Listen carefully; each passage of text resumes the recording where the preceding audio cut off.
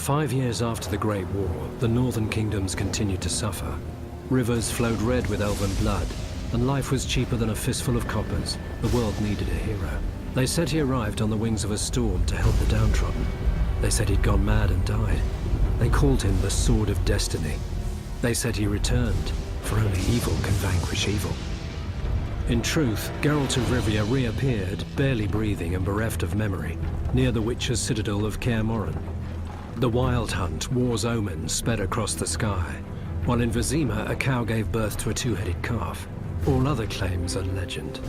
At Kaer Morhen, Geralt recovered, yet even his one-time lover, the powerful sorceress Triss Merigold, could not restore his memory.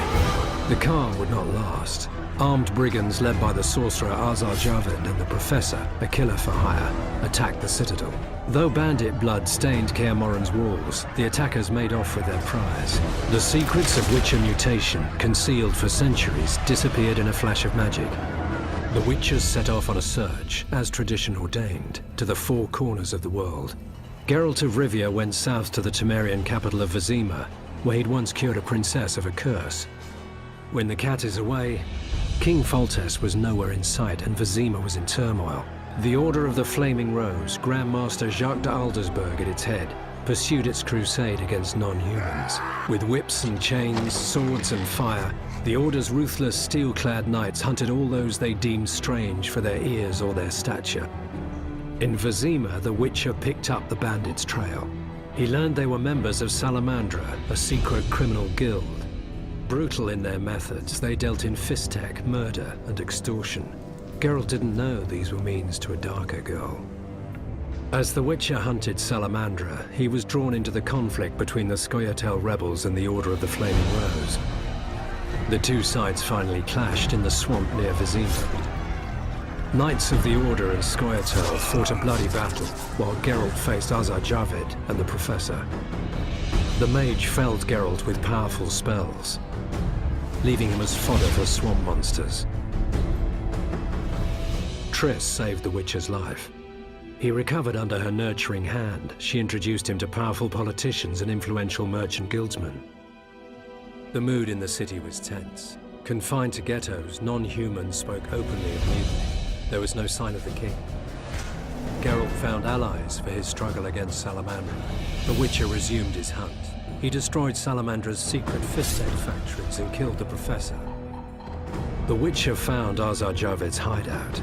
This time Geralt was prepared, and no spells the renegade mage threw at him could stop his sword.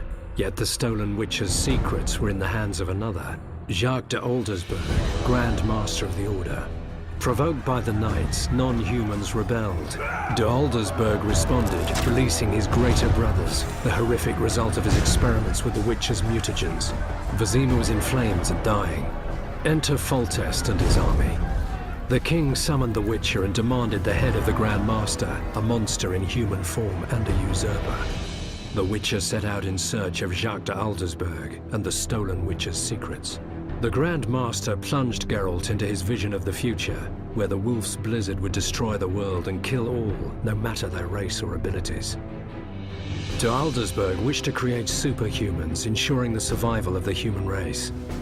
It was a vision Geralt rejected. He drove his sword through the Grand Master's heart and did well. For the vision was naught but a madman's nightmare. They say the King of the Wild Hunt appeared to claim de Aldersberg's soul. They say the Grand Master was an evil man, for the Wild Hunt comes only for the filthiest and most vile.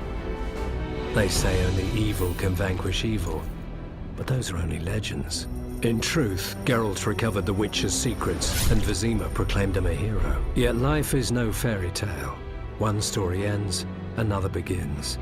As the king handed the Witcher his reward, an assassin attacked. His cat-like eyes and medallion were unmistakable, but that is another story.